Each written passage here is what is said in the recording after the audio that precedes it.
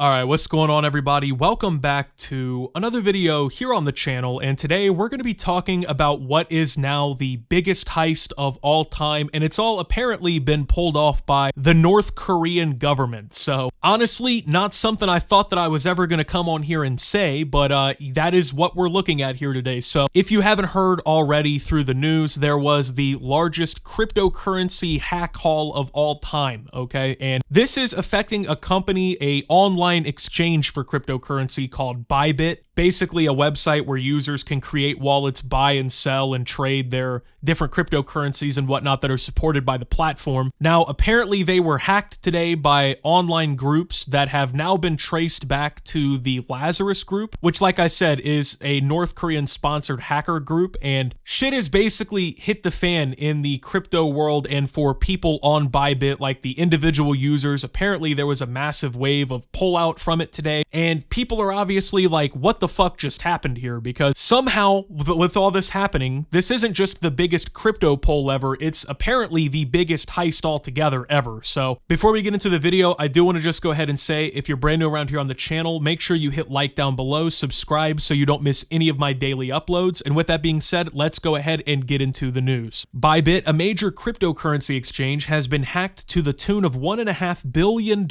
in digital assets in what's estimated to be the largest crypto heist in history. The attack compromised Bybit's cold wallet, an offline storage system designed for security. The stolen funds, primarily in Ether, were quickly transferred across multiple wallets and liquidated through various platforms. Quote, "Please rest assured that all other cold wallets are secure," Ben Zhao, CEO of Bybit, posted on X. "All withdrawals are normal." Now, obviously, $1.5 billion to most people, that's a pretty unfathomable amount of money. I mean, we can't even begin to comprehend how many people that could actually have affected. So from my understanding of the situation, all of the coins that were stolen from Bybit themselves. They weren't stolen inherently, like individually out of users' wallets or anything like that. Now, obviously, when the news broke and we knew a little bit less than we know now, people who use Bybit's platform started freaking out, and apparently there was like a massive pull out on the website. People were like freaking out, you know, trying to sell and liquidate their shit so they didn't get their shit stolen or whatever, right? And thankfully, apparently that's kind of come back to normal too. I don't know how many of you use Bybit, but obviously most people would think that a platform like this is just super secure, right? They have the best of the best. They've got the top guys, the top cryptocurrency, cybersecurity experts in the world. These are billion-dollar companies, but obviously, and I think this is something that goes without saying, but at the same time, people need to be reminded of this sometimes. You can't guarantee 100% that, you know, everything will always be secure, everything online will be perfect. I mean, there are people who literally hack the US government, the Chinese government, and in this instance, the people believed to be responsible, this Lazarus Group, these are like world-class hackers that are affiliated with the North Korean government. Their entire job, essentially, is to function as a funnel of theft money that can go back to fund the North Korean government and their operations, whatever they may be and whatever they need to do. So these are people who know what they're doing. Now, obviously, these companies, they do have good security. I'm not trying to say that, like, you can't trust the online banking and shit like that, but obviously everything online is subject to be, you know, invaded or like hacked or whatever in some way at some point. There will never be any like 100% guaranteed safety with shit online. Like I said, I think that people realize that, but then when you hear something like this, I mean, I fell for it too. I'm just like, how could something like this even happen? Because that is so much money, that's so much value, right? Now, obviously, the people responsible, which is apparently Lazarus Group, it was never gonna go without knowing, right? People were eventually gonna figure out like where this all went, who was responsible. You gotta think, with this being so much money, everybody's eyes were gonna be on it. You know, the police, the government, of course, like the company themselves, private investigation companies, all kinds of shit. So over the last few years, like there was a hack apparently in 2022 from the Ronin network that took like $600 million worth of cryptocurrency. So So obviously with hacks like that, that's pretty significant, but this is just like an otherworldly take. Now I gotta assume if this is the Lazarus Group who did this, they're funneling money to North Korea. It's already apparently been liquidated according to NBC here. You gotta assume that money is just gone at this point. So the people responsible for it have already gotten away with it, basically. They've already gotten the cash. And obviously if the money is going to North Korea, there's nothing that will ever be done about that. It's not like Kim Jong-un and his friends are just gonna be like,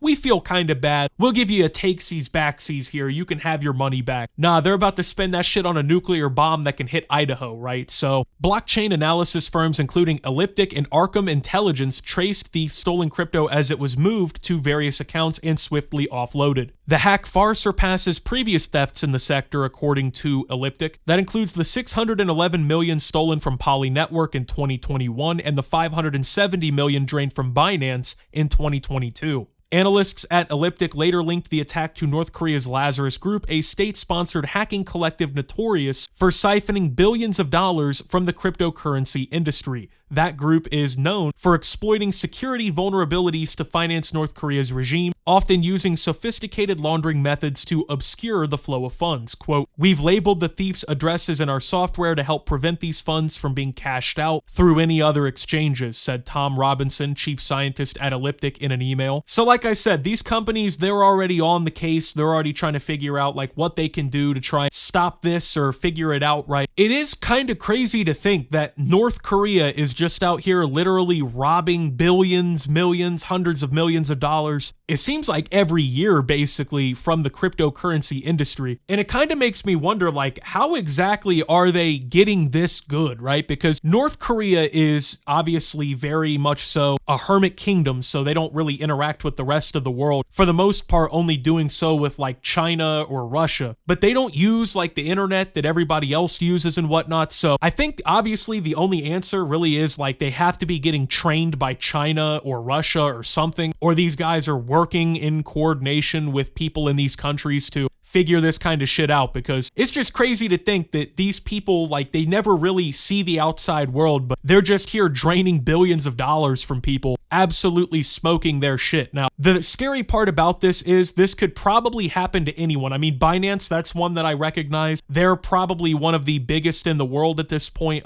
like exchanges. So the idea that nobody is safe is kind of scary to think, especially for people who invest online and whatnot. You know, they got their money, their savings and shit invested into this shit, but this could really happen to pretty much anything. I mean, it doesn't have to be cryptocurrency. These people are talented enough that if they wanted to, they could probably be hacking banks, they could be hacking companies, all kinds of shit. It isn't just like they have to be draining money out of cryptocurrencies and stuff like that. So the reason I assume that they specifically target cryptocurrency is, number one, it's fully digital, so it's not like they have to send thieves into America or wherever, right? They can just do it over the computer. And also because cryptocurrency, being that with the blockchain technology and stuff it utilizes, it becomes a little bit harder to trace and there's a little bit more anonymity, and you can more, like, I think, efficiently drain the money out of that than something else. It just seems like it's one of those hot spots that they decide, you know, hey, we can use this to fund the government and shit. So you would think on a grand scale, like in terms of running a government or whatever, that $1.5 billion isn't really a whole ton of money to even really be worrying about, but apparently it's worth something because, well, this is the biggest heist ever, according to Rob Benke, who is the co-founder and the executive chairman of the company Halborn. I've never heard of this guy or his company before, but he was interviewed by Bloomberg, and it is also reported by Engadget here. So I don't know, just one of those things that makes you kind of reconsider, like, damn, should we really be putting everything on technology? Like, should we really put our entire lives on it? Now, with cryptocurrency, you have to, but with everything else, like, it feels like nothing is safe ever. According to Bloomberg, Bybit had around $16.2 billion